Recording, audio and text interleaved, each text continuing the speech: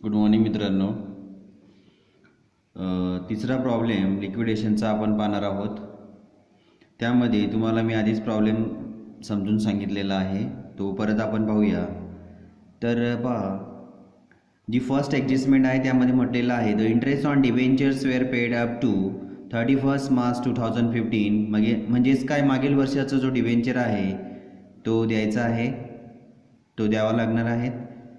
त्याच्यानंतर preference shares dividend in arrears for 2 years are payable on liquidation. Preference shares dividend मित्रांनो, 2 वर्षाचा preference share dividend जो आहे तो पेएबल आहे, तो पण द्यावा लागणार आहे. आणि दुसरं asset realise were as follow. Free hold property आपल्याला या ठिकाणी 1,60,000 रुपयाला विकलेली आहेत. प्लांट अँड मशिनरी 62,000 रुपयाला विकली गेलेली आहेत. आणि स्टॉक 73,000 रुपयाला विकला गेलेला आहे. आणि डेटर्स 50,000 रुपयाला विकले गेलेले आहेत. पुढच्या ॲडजस्टमेंटमध्ये आपल्याला असं म्हटलेलं आहे की liquidation expenses amounted to ₹5,000 and liquidator remuneration was fix at ₹1,500 plus 2% on all asset realise except cash. म्हणजेच लिक्विडेशन एक्सपेन्सेस 5,000 आहे आणि त्याचं रेम्युनरेशन मित्रांनो 1,500 रुपये आहे. आणि जे ॲसेट आपण विकलेले आहे त्याच्यावर 2% प्लस त्याचं रेम्युनरेशन आपल्याला द्यायचं आहे कॅश सोडून. The creditor include the preference share creditors which amounted to ₹5,000. उदाहरणामध्ये मित्रांनो जे प्रेफरन्स क्रेडिटर्स दिलेले आहेत आपल्याला, त्या क्रेडिटर्समध्ये ट्रेड क्रेडिटर्स जे दिलेले आहेत त्या ट्रेड क्रेडिटर्समध्ये 5,000 रुपये हे प्रेफरन्स शेअरचे इन्क्लूड आहेत. अशा प्रकारे आपल्याला ॲडजस्टमेंट दिलेले आहेत. आणि प्रॉब्लेम्समध्ये जर आपण लॅबिलिटी साईड पाहिली मित्रांनो, तर लॅबिलिटी साईडमध्ये आपल्याला 5% debenture secured on free hold property. Free hold प्रॉपर्टीवर डिबेंचर हे सिक्युअर्ड आहे, म्हणून जर आपल्याला डिबेंचर पेड करायचं असेल तर फ्री होल्ड ॲसेट विकल्यानंतरच आपल्याला डिबेंचरची अमाऊंट घ्यावी लागेल. मग सुरुवातीला उदाहरण सोडताना मित्रांनो, ज्या किमतीला आपण ॲसेट विकलेले आहे ती किंमत आपण विचारात घेऊ. तर आपण ज्या पद्धतीने ॲसेट विकल्या, सुरुवातीला आपल्याकडे जो बॅलन्स आहे तो बॅलन्स इथे लिहायचं. टू कॅश आपल्याकडे आहे 1,000. त्याच्यानंतर टू ॲसेट रिअलाइज. ॲसेट जे रिअलाइज झालेले आहे मित्रांनो ते, तर पहा ॲसेट कोणकोणते रिअलाइज झालेले आहे आपण त्याचा विचार करू.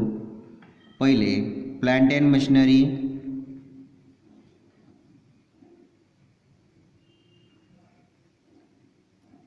प्लांट अँड मशिनरीचा जर विचार केला मित्रांनो, तर प्लांट अँड मशिनरी उदाहरणामध्ये पाहिलं तर प्लांट अँड मशिनरी आपण 62,000ला विकलेली आहे. त्याच्यानंतर स्टॉक आपण 73,000 रुपयाला विकलेला आहे.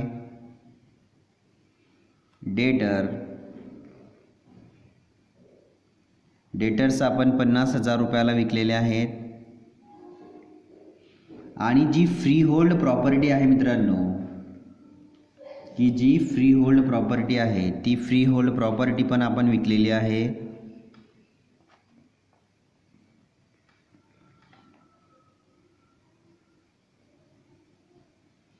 ती फ्री होल्ड प्रॉपर्टी आपण 1,60,000 रुपयाला विकलेली आहे. त्याच्यामधून आपण लेस जे 5% डिबेंचर आहे मित्रांनो,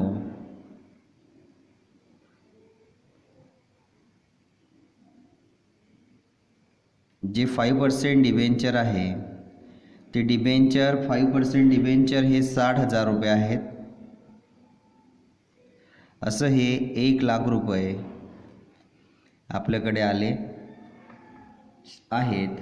त्याच्यानंतर आपल्याला या ठिकाणी मित्रांनो त्याच्यावर इंटरेस्ट पण म्हटलेला आहे की आउटस्टँडिंग इंटरेस्ट आहे, म्हणजेच तो दिला गेलेला नाही आहे, तो द्यावा लागणार आहे. आउटस्टँडिंग इंटरेस्ट ऑन 5%, 60,000 रुपये डिबेंचर होते. या 60,000वर 5% म्हणजेच 5 × 30, 3,000.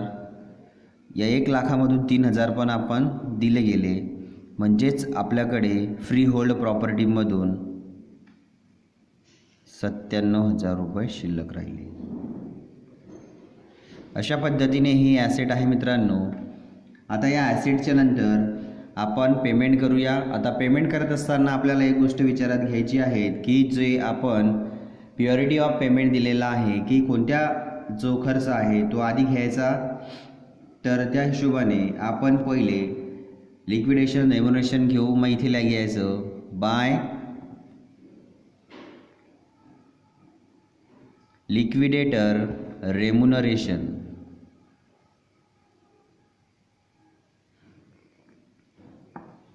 लिक्विडेटर रेम्युनरेशन तो जो आहे तो आहे 1,500 रुपये. उदाहरणामध्ये दिलेला आहे आपल्याला फिक्स 1,500 रुपये. त्याच्यानंतर दुसरा जो रेम्युनरेशन आहे तो असा आहे मित्रांनो की आपल्याला म्हटलेलं आहे की 2% ऑन ॲसेट रिअलाइज.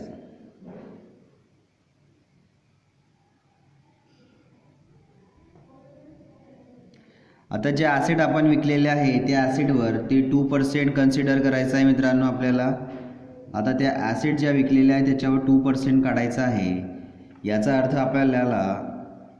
आपल्याला कसं लक्षात घ्यायचं आहे ते ॲसेट रिअलाइज झालेल्या आहेत त्या कशा घ्यायच्या आहे मित्रांनो. तर इथे 62,000, 73,000, 50,000 आणि 1,60,000. 62,000, 73,000, 50,000 आणि 1,60,000 अशी या ॲसेटची टोटल. कारण ॲसेट विकल्यानंतर हे पैसे आपल्याकडे आलेले आहेत. मग जर आपण या सगळ्यांची टोटल केली तर आपल्याला मिळते 3,45,000. आता जर आपल्याला समजण्यासाठी जर आपण पाहिलं की हे 3,45,000 कसे आले, तर आपण या ठिकाणी लिहू शकतो की 1,60,000 प्लस 62,000 प्लस 73,000. लिहिण्याची गरज नाही पण समजण्यासाठी ठीक आहे, प्लस 50,000. आता या टोटल 3,45,000. आता या 3,45,000वर मित्रांनो आपल्याला 2% काढायचं आहे. तर या 3,45,000वर 2% जर आपण काढलं तर ती अमाऊंट येते 6,900. ही टोटल अमाऊंट पण तुम्ही डायरेक्ट आउटरला काढू शकता इनरला लिहून, किंवा तुम्ही असंही करू शकता. त्याच्यानंतर आपल्याला उदाहरणामध्ये मित्रांनो जी लिक्विडेशन कॉस्ट दिलेली आहे की liquidation cost expenses of liquidation amounted to ₹5,000. मग तिथे आपण लिहू शकतो बाय लिक्विडेशन एक्सपेन्सेस ती अमाऊंट आहे 5,000. हा एक क्रम आहे. या क्रमाप्रमाणे आपल्याला पेमेंट करायचं आहे मित्रांनो. त्याच्यानंतर आहेत प्रेफरन्शियल क्रेडिटर्स. त्याच्यानंतर आपल्याला द्यायचे आहेत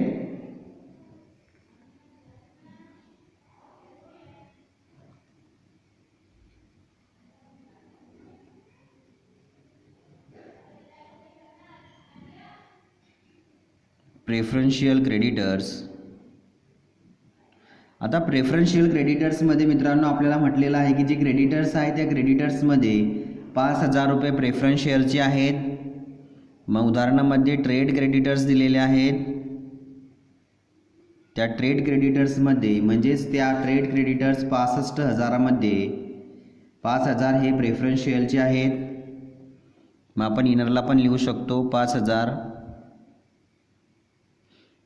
त्याच्यानंतर मित्रांनो आपल्याला उदाहरणामध्ये इन्कम टॅक्स दिलेला आहे. Income tax that is the preferential creditors. मग आपण इथे लिहिलं इन्कम टॅक्स. आता इन्कम टॅक्स जी अमाऊंट आहे ती आहे 4,000 रुपये. हे 5,000 आणि हे 4,000 असे हे 9,000. त्याच्यानंतर अनसिक्युअर्ड क्रेडिटर्स पाहू मित्रांनो. अनसिक्युअर्ड क्रेडिटर्स प्रेफरन्शियल क्रेडिटर्स झाल्यानंतर बाय अनसिक्युअर्ड क्रेडिटर. आता अनसिक्युअर्ड क्रेडिटर्समध्ये आपण सुरुवातीला पाहिलं की ट्रेड क्रेडिटर्स 65,000 होते, त्यापैकी प्रेफरन्शियल्स गेले, राहिले 60,000. त्याच्यानंतर उदाहरणामध्ये बँक ओव्हरड्राफ्ट दिलेला आहे. बँक ओव्हरड्राफ्ट दिलेला आहे 30,000. 60 आणि 30,000 असे हे 90,000 आउटरला. त्याच्यानंतर मग जर आपण उदाहरणामध्ये पाहिलं तर आपल्याला प्रेफरन्स शेअर्स दिलेला आहे मित्रांनो. मग आपण सुरुवातीला प्रेफरन्स शेअर्स घेऊ. By preference shares. आता प्रेफरन्स शेअर्समध्ये प्रेफरन्स शेअर्स होल्डर पण करू शकतो आपण, कारण ते प्रेफरन्स शेअर्स होल्डर आहे त्यांनाच आपण पेमेंट करत आहोत. तर आपल्याला ॲडजस्टमेंटमध्ये म्हटलेलं आहे मित्रांनो की 2 वर्षाचा जो डिव्हिडंड आहे तो एरियर्समध्ये आहे. मग आपण सुरुवातीला एरियर्स घेऊ. एरियर्स ऑफ प्रेफरन्स शेअर्स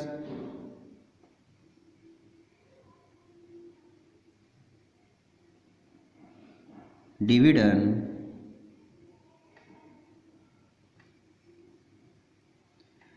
तो दिलेला आहे. जे प्रेफरन्स शेअर्स दिलेले आहेत ते 8% प्रेफरन्स शेअर्स आहेत.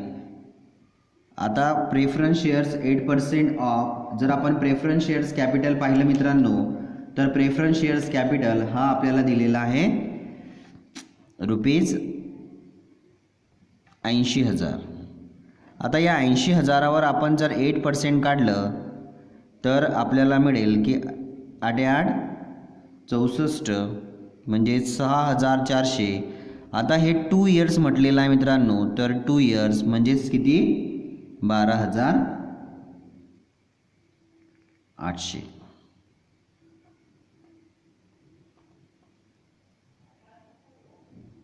त्याच पद्धतीने प्रेफरन्स शेअर कॅपिटल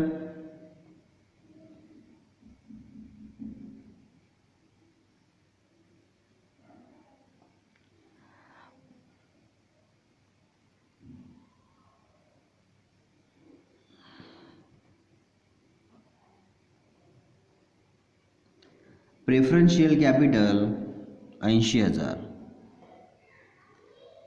आता हे 12,800 प्लस 80,000 92,800. आता या ठिकाणी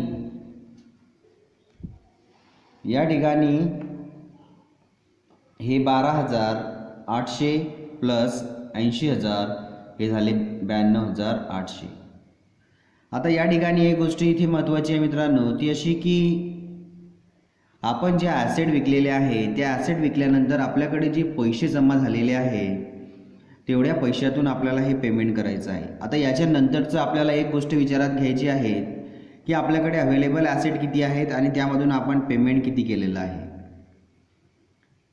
तर याच्या आधारे आपल्याला एक्झॅक्ट अमाऊंट जेवढी राहिलेली आहे तेवढी अमाऊंट आपल्याला इक्विटी शेअर होल्डर्स यांना द्यायचे आहेत. मग सुरुवातीला आपल्याला काय करायचं आहे, सुरुवातीला आपल्याला ही जी ॲसेट आहेत मित्रांनो त्या ॲसेटची टोटल घ्यायची आहे.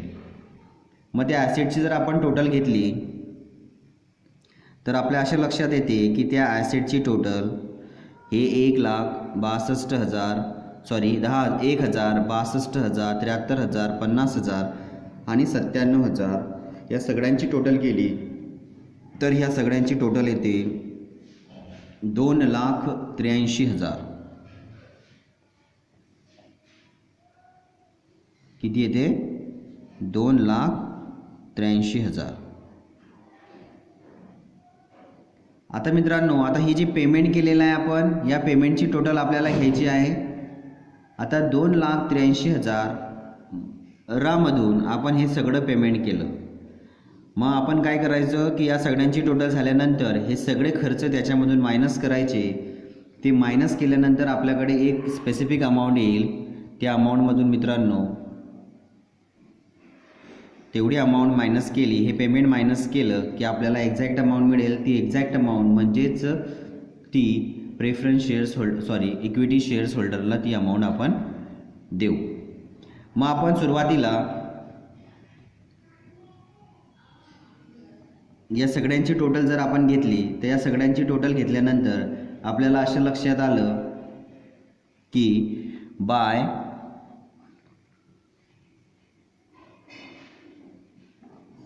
Preferential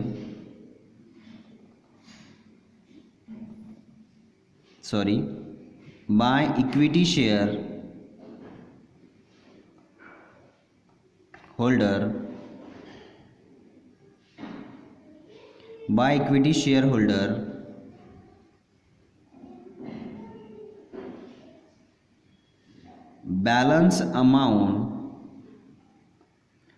balance amount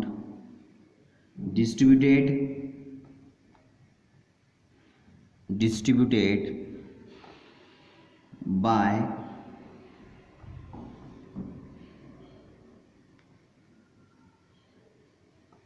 1,20,000 shares 12,000 shares 12,000 equity shares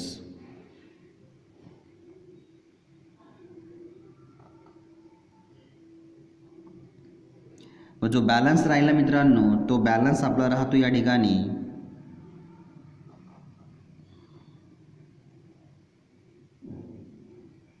77,800.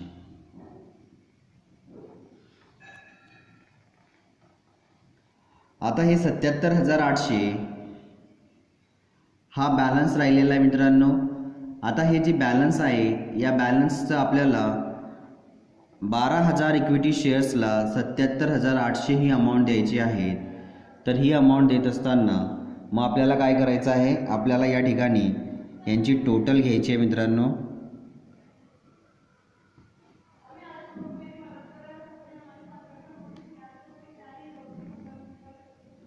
तर 2,83,000 यांची टोटल केली होती मित्रांनो आपण 2,83,000 2,83,000 आणि ही अमाऊंट जी आली ही आली बॅलन्स. हा बॅलन्सिंग फिगर आहे. आता जर आपल्याला पर शेअर्समध्ये काढायचं असेल पर शेअर तर आपल्याला काय करायचं आहे 77,800 भागीला 12,000 तर ती शेअर्समध्ये अमाऊंट येते मित्रांनो पर शेअर रुपीज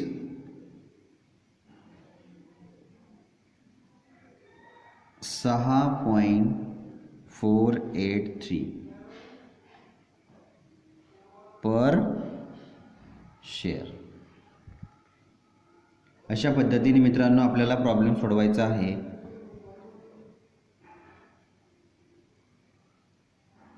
थँक्यू.